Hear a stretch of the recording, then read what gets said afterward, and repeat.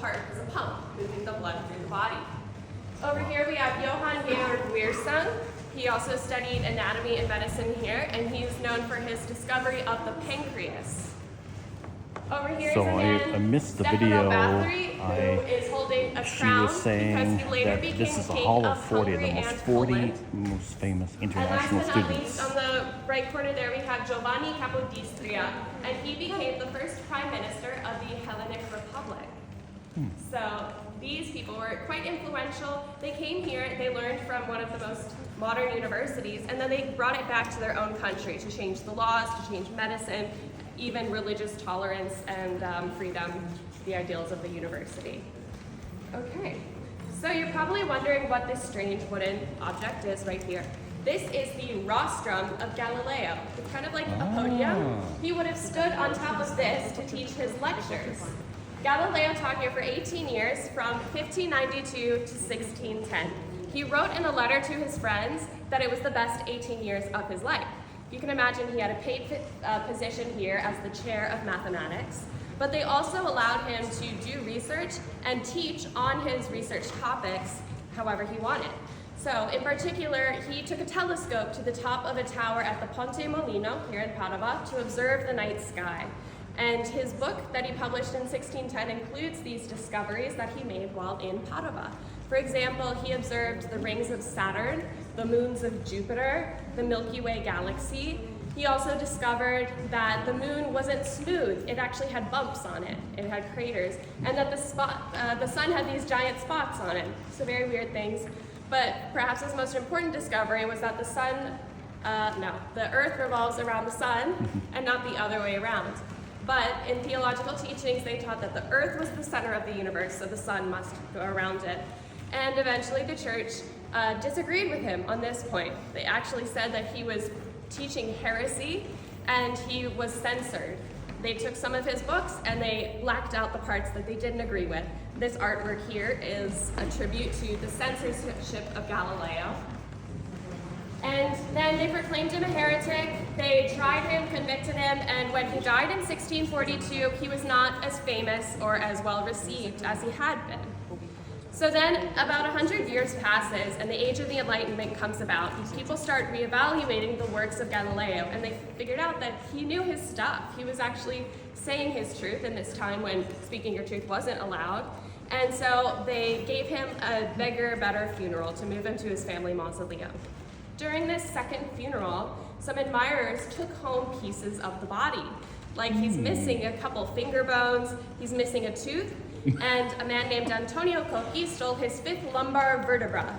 And over the years, it was donated to us at the University of Padua.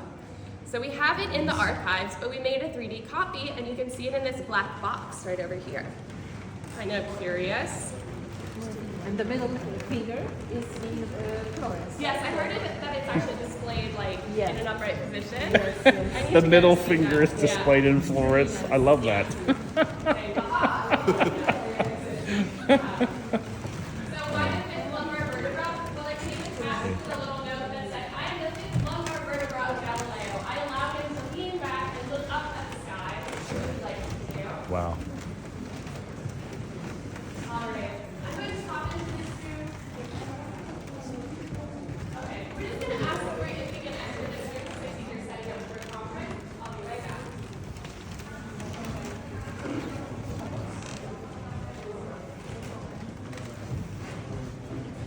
Yeah. The fifth vertebrae of Galileo. I mean, it's a copy of it, but still pretty amusing.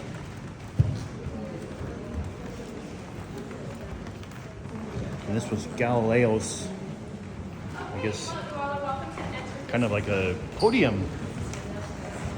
Okay, we're going to enter into the other room now. Unfortunately, I had the video shut off, but the lady was talking about these are the 40 most famous international students from around the world, around Europe really, that took their information back to their countries to make them better. You know, that's true education. So, here we go. Wow, look at this room. Holy mackerel. My God. Holy crap. Oh my God. Look at this thing.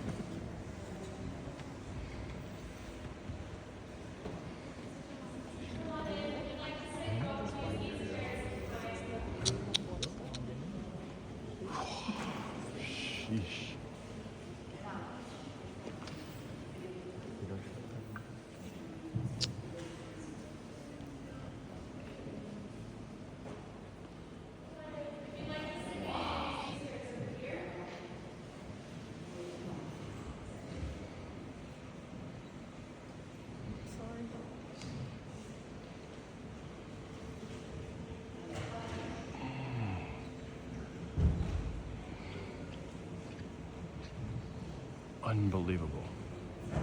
Okay, now we can't sit in these chairs. These are very old. The Great Hall, and it's actually called the Great Hall of Galileo because this was his classroom.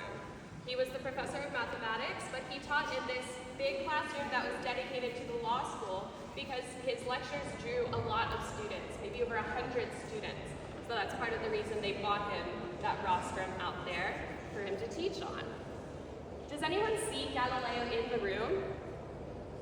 Anyone spotted him? There is a plaque over there, very good, for Galileo. It also has his family's sigil of La Scala, the ladder. But also you can see Galileo straight above us. Oh, there he is. There, Yep, looking Galileo. at the sky. He always has a big beard, so that usually means it's Galileo. Okay. Some other notable men on the ceiling include this man over here, Giovanni Battista Morgagni. He was a pathologist who studied, he taught here for 60 years. And then in that corner is Amo Capodipista. He was a founder of the university. And the last one is a cardinal, Francesco Gonzaga. So this is the largest room in Palazzo. It used to be the dining room of the hospital buildings. And it was renovated in the mid-1800s to actually lengthen, to heighten the room a little bit. That's why we have this kind of rounded section of the ceiling. And then they also added this beautiful frescoed ceiling. We can see some ladies up there. These are women that represent different faculties of the university. The one on top is light shining down on the knowledge, illuminating of all these faculties. Let's see if we start from left to right. The pink one is mathematics. She's holding an astrolabe. Next to her in green is justice with a sword and a scale. And then next to her is theology, in the book, the Bible. And then across the way in red and green with the globe, we have philosophy. And below her is medicine. Medicine is my favorite one because she's holding little vials, little tinctures, a bouquet of herbs as well. And even one of the, what are they called? Cherubs is holding a surgical saw for amputations, which of course is still used today. All right, and in here we can also see these really beautifully done stemmi. These are what they would have looked like when they were originally made, bright in color. The furniture in here, including this podium, was designed by Joe Ponti. And you'll hear me mention his name a lot because he designed furniture for basically the whole palace in about 1942.